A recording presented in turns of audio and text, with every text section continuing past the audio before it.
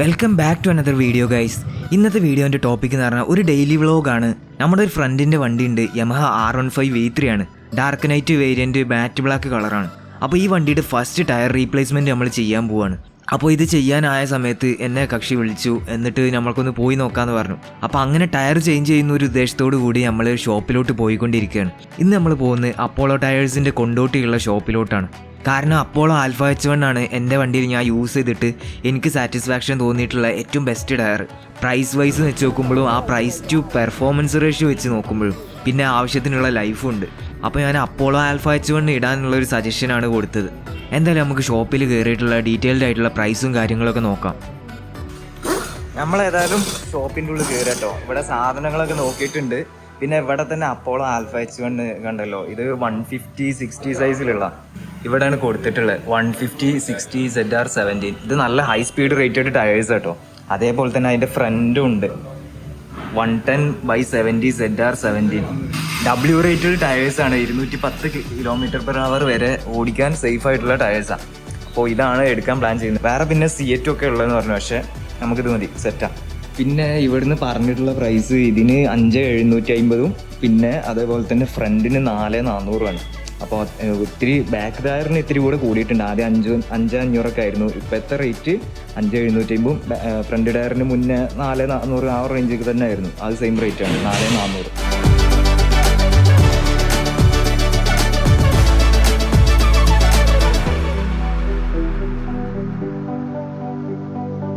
പിന്നെ ഒരു ഫൺ ഫാക്റ്റും കൂടെ കാണിച്ചു തരാം. അതായത് ഇപ്പോൾ ടയർ എടുക്കുമ്പോൾ ഇതുപോലത്തെ ഒരു നമ്പർ കാണിക്കും, 28, 22 എന്നൊക്കെ പറഞ്ഞിട്ട്. ഇപ്പോൾ ഫ്രണ്ട് ടയർ എടുത്തു കഴിഞ്ഞാൽ ഇവിടെയുണ്ട് 38, 22. അതായത് എന്താണെന്ന് വെച്ചാൽ ഈ വണ്ടി മാനുഫാക്ചർ ചെയ്ത് 2022 അത് 38ാമത്തെ ആഴ്ച, ഇതിൽ 28ാമത്തെ ആഴ്ചയാണ്. ഇത് ഏകദേശം ജൂലൈയിലാണ് വരുന്നത്. 38ാമത്തെ വീക്ക് എന്ന് പറഞ്ഞു കഴിഞ്ഞാൽ സെപ്റ്റംബർ ആണ് കേട്ടോ, സെപ്റ്റംബർ 2022. ഇപ്പോൾ ഒക്ടോബർ കഴിഞ്ഞ് 1 മാസം പഴക്കമുള്ള സാധനമാണ്. ഇത് ഒരു 3 മാസം പഴക്കമുള്ള, എന്നാലും കമ്പാരേറ്റീവ്ലി ഫ്രഷാണ് സാധനം. അപ്പോൾ ഷോറൂം വന്നു കഴിഞ്ഞാൽ ഇതേപോലെ ഫ്രഷ് ഐറ്റംസ് നിങ്ങൾക്ക് കിട്ടും. ഇങ്ങനെ എടുത്തിടുന്നതാണ് നല്ലത്, ഓൺലൈനൊക്കെ വാങ്ങുന്നതിലും നല്ലത്. ചിലപ്പോൾ ഓൺലൈനൊക്കെ നിങ്ങൾ ഓർഡർ ചെയ്യുമ്പോൾ 2022 പകരം 2019, 20 അങ്ങനത്തെ ഓൾഡ് സ്റ്റോക്ക് വിറ്റഴിക്കാൻ വേണ്ടി ചെറിയ ഡിസ്കൗണ്ടും കൊടുത്തിട്ട് അവരങ്ങനെ സെല്ല് ചെയ്യും. അപ്പോൾ ടയർ ഇടുമ്പോൾ അല്ലെങ്കിൽ ടയർ വാങ്ങിക്കുമ്പോഴൊക്കെ ആ ഒരു കാര്യം എല്ലാവരും ശ്രദ്ധിക്കുക. ആൽഫ H1 എപ്പോഴും ഫ്രഷ് ടയർ ഇടുന്നതാണ് ഏറ്റവും നല്ലത്. ഇപ്പോൾ എൻ്റെ വണ്ടിയിലും അങ്ങനെ തന്നെ ചെയ്തത്. എനിക്ക് ശരിക്ക് ഞാൻ ഇടാൻ വന്ന സമയത്ത് എനിക്ക് സെയിം മന്തിൽ മാനുഫാക്ചർ ചെയ്ത ടയർ കിട്ടി. എൻ്റെ റിയർ ടയർ അങ്ങനെ ആയിരുന്നു. ഏതായാലും ഇതിന് ഇൻസ്റ്റാൾ ചെയ്യാൻ പോകണം. അവിടെ അങ്ങനെ പേയ്മെൻറ്റ് പ്രോസസ്സ് നടന്നുകൊണ്ടിരിക്കുക. ഇവിടുന്ന് നമ്മൾ സാധനം പൈസ അടച്ചിട്ട് ഇറങ്ങിയിട്ടുണ്ട് കേട്ടോ. അതിനിപ്പോൾ ഫ്രീ കിട്ടുക കേട്ടോ, വാട്ടർ ബോട്ടിൽ. ഏതായാലും ഇനി നമ്മളെ വണ്ടി ഇതാണ്. വണ്ടിയിൽ 2 ടയർ ഏകദേശം MRF ആണ്. ഫ്രണ്ട് ടയർ രണ്ടും പോയിട്ടുണ്ട്. ഫ്രണ്ടും ഏകദേശം തീർന്നിട്ടുണ്ട്, ബാക്കും തീർന്നിട്ടുണ്ട്. നൂല് കാണാനായിട്ടുണ്ട്, കണ്ടിട്ടില്ല ഉള്ളൂ. ഇനി വഴി കിടക്കണ്ടല്ലോ, അത് വിചാരിച്ച് പെട്ടെന്ന് തന്നെ മാറ്റുകയാണ്. നമ്മൾ ഇവിടെ പെഡൽ സ്റ്റാൻഡില്ല, അപ്പോൾ ഇവരെ ഷോപ്പ് തന്നെ കുറച്ചുകൂടി അപ്പുറത്തുണ്ട്. അപ്പോൾ അവിടെ ചെന്നിട്ട് നമ്മൾ മാറ്റാൻ പോകുന്നത്. നമ്മൾ വണ്ടി എടുത്ത് പോവാണ്. ടയർ എന്തായാലും അവിടെ കൊണ്ടുവന്ന് തരും. അതാണ് ഇനി പ്ലാൻ. വാ കൃഷ്ണ, വണ്ടി എടുക്കേ.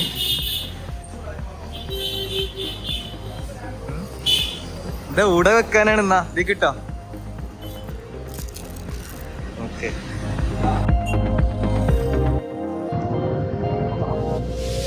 കിട്ടോ.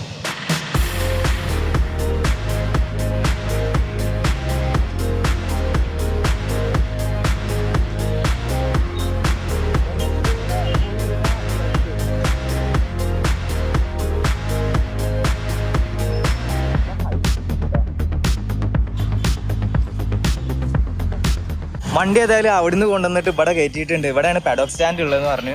അപ്പോൾ അത് വെച്ചിട്ട് വണ്ടി നിർത്തിയതിന് ശേഷം വേണം നമുക്ക് ടയർ ഊരിയെടുക്കാൻ. നമ്മളെ ടയർ ഏതായാലും കൊണ്ടുവന്നിട്ടുണ്ട് കേട്ടോ കാറിൽ.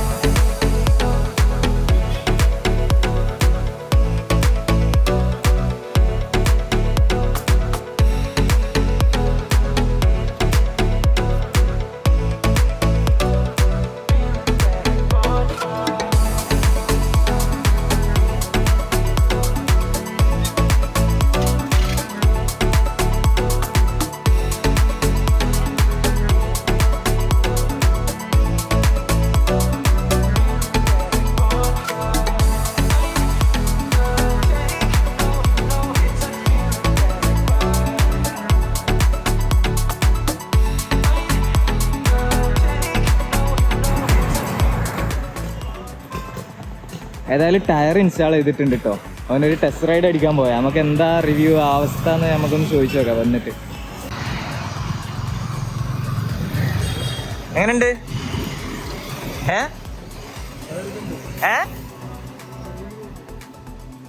ഞാൻ പറഞ്ഞ പ്രശ്നമില്ല ചേരുമ്പോ.